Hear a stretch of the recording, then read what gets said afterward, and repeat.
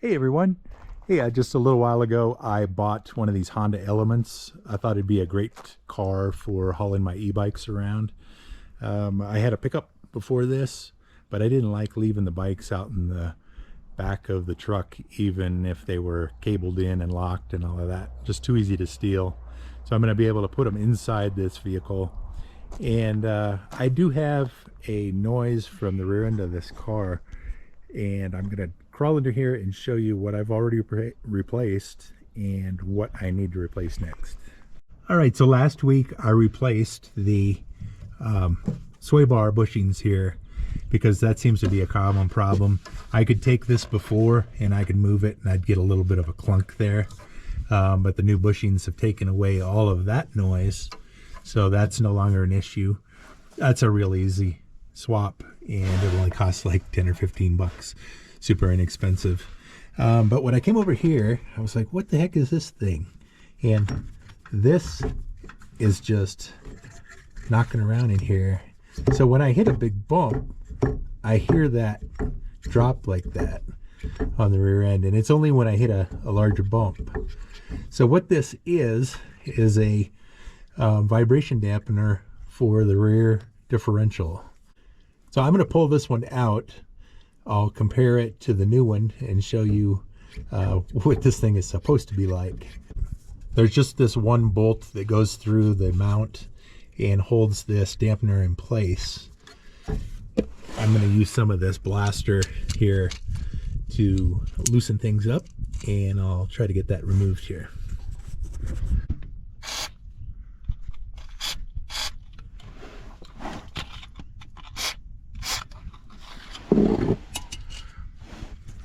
Okay, we'll leave that on there, let that soak in a few minutes, and I'll come back and see if that'll break loose.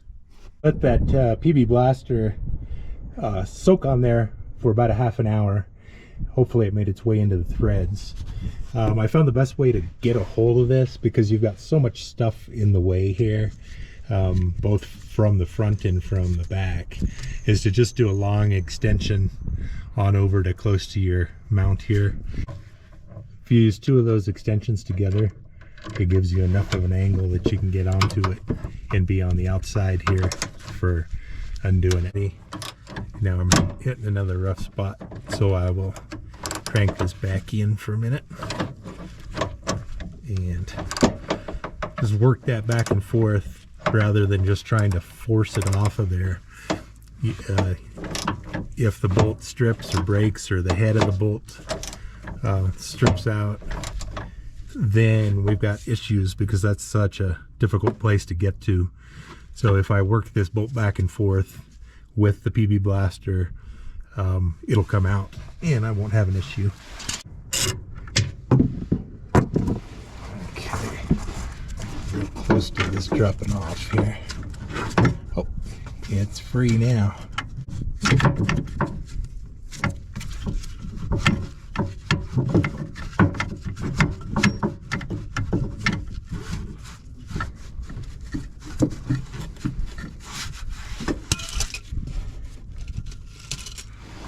Okay, here we are. We got the broken one out, and let's compare that to the new one. All right, as you can see, the one that came off of the car, this is completely disintegrated around here, the rubber that used to keep this suspended. This isn't supposed to knock around in there the way it is. That was the sound I was hearing on occasion. So this is the new replacement part.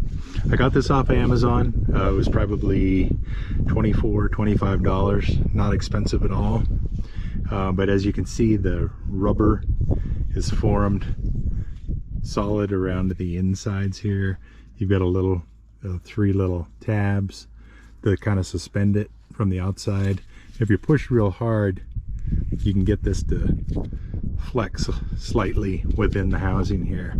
And so when this is vibrating, this is suspended in rubber and it's sort of counteracting the vibration. So that's what I needed. You can knock that around all day and it's not going to make any noise. And when you hit bumps, I won't hear that anymore.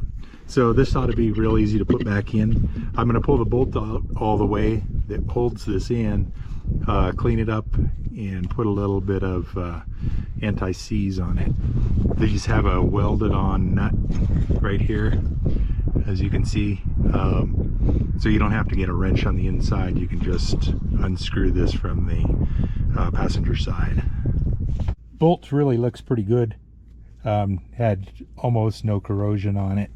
I did go ahead and wire brush the end and put on some anti-seize, but it's always a smart thing to check and make sure that everything's going to thread together before you get underneath there and start having problems with it. So if there's an issue, you can correct it before you're under the car.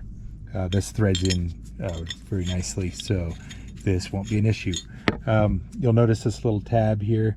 This actually goes into a slot that's on the bracket that this is mounting to. So as this starts to tighten down, you need to make sure that this is in the correct spot. Okay, there's a washer that goes on this bolt. Mine was stuck up here on the bracket, but this should slide right back in easily enough. It came out by hand, no problem.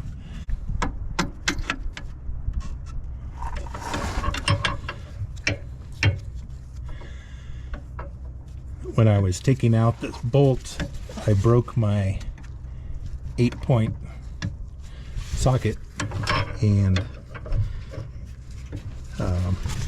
ended up having to use a 16-point.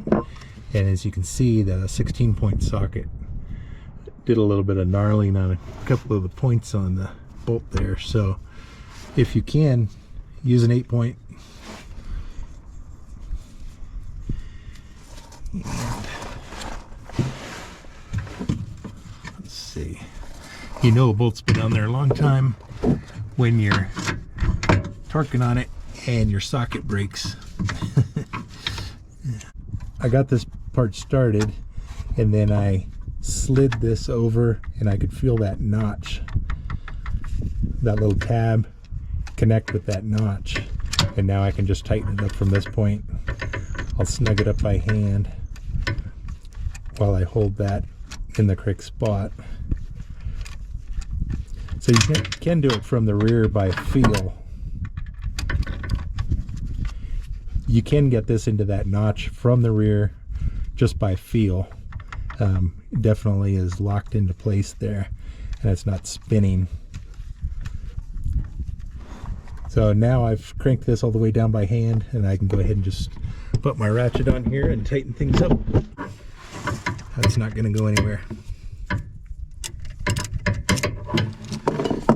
Okay, so there's our new part, and as you can see, it is now a rigid piece here and no more rattling. So between my new bushings for the sway bar and the new anti-vibration piece here on the differential, everything's going to be nice and tight back here, and I'm sure I've gotten rid of all my noises. So great, hope this helps somebody out, and appreciate you watching.